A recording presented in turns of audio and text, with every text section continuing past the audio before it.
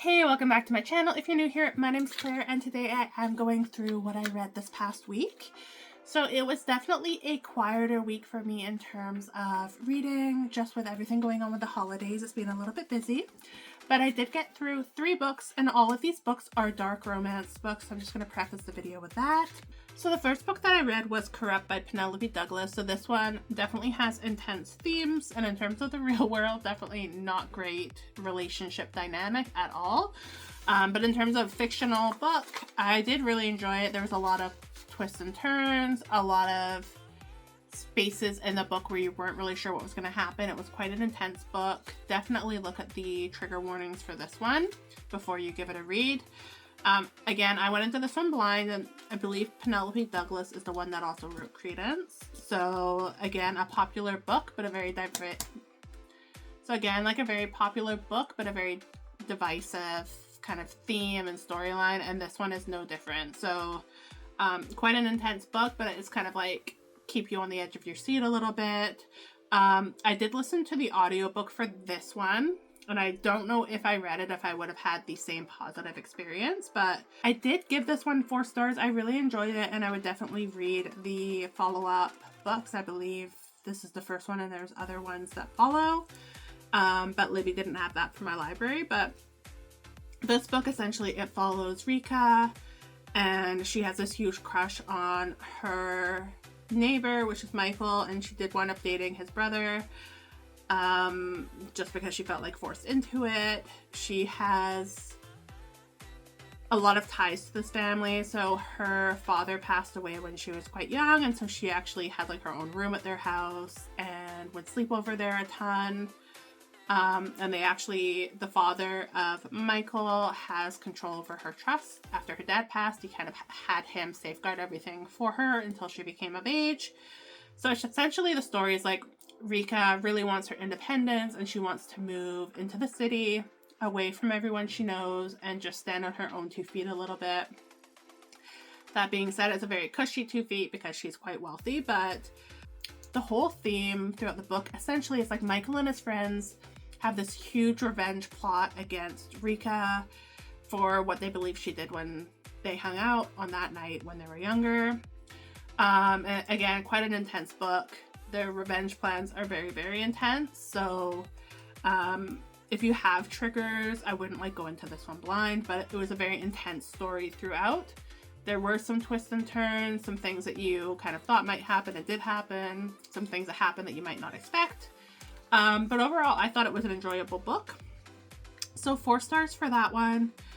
And so the last 2 books that I read last week were a part of the same series, and I think I misspoke earlier when I said all of these books are dark romance. So these aren't so much dark romance, but they're definitely pretty heavy in terms of some of the topics as well, but I don't think I go as far as dark romance for these.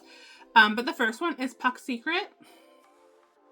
And essentially this story follows, it's like an enemies to lover trope, and there is Madeline, who her brother is on a hockey team at the university, and her brother and this teammate, the captain of the team, really don't get along because Madeline's father actually had an affair with Nova, who's the captain, his mother, and essentially destroyed their lives when they were younger. So there's a lot of tension between the players, and essentially it's, like I said, enemies to lovers trope. There's an arranged marriage kind of element to it as well, where Madeline's father is trying to get her to marry like this really creepy guy who's from like a great family, so to speak. So essentially like business ties through his daughter. So it's essentially navigating, like trying to get away out of this arranged marriage where there's a lot of threats from her father involved, and kind of like developing feelings for each other when they feel like they should hate each other. And so it's just like a kind of interesting little trope, but I really enjoyed this one. I gave both of these books 5 stars. Are they the most amazingly written, grammatically correct books? No, but I did really enjoy the storylines. And then the next book of the series is called Puck Decoy, and I will say there's some spoilers to the first book because obviously this is the second one of the series. So I will just kind of start by saying I gave this one 5 stars as well, as I mentioned. And this one is essentially a story of a relationship between Madeline's brother from the first story, so his name's Josh, and Madeline's best friend, who's called Hallie. So you can tell in the first book that there's tension between these two. You can also tell that Hallie likes somebody, but it's kind of unclear who she likes, as there seem to be like a few different people that it could potentially be. So this one here is the romance developing through Hallie and Josh.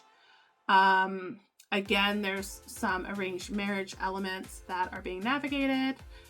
And then there's also just like a lot of complexities in their relationship, trying to have this functional relationship despite their dad being evil, and essentially Josh is determined to try to take his dad down. So there's that whole plot where they're kind of seeing what can they do to essentially destroy him, because he's destroying their lives. They're trying to completely kind of control and manipulate his kids, and just like not a good person. So a lot of elements to this one. And again, it's kind of one of those series where you're going through the different members within this friend group. And there's a third book, and that's being released, I think like mid-January, like kind of time span. So I will be reading the third one when it comes out. There's another relationship that's kind of hinted at in terms of trying to understand the dynamic of within the first 2 books. And the third book is about that one. So they've really done a good job at building that suspense and trying to get like that intrigue of what is the actual dynamic between these 2 people. And so I'm really looking forward to reading that one. These 2 I did actually read on Kindle. So usually a lot of my books are on audiobook, but these 2 I read on my e-reader. And yeah, like I said, just really enjoyed overall. So I liked all of the books this week. My top one for this week, I would probably say, is Puck Secret, and that is the first book of the series. So if you're interested like in enemies to lover, kind of sports player, kind of romance books, I would definitely say to check that one out of this week. But if you're more into romance, I did really enjoy The Corrupt by Penelope Douglas as well.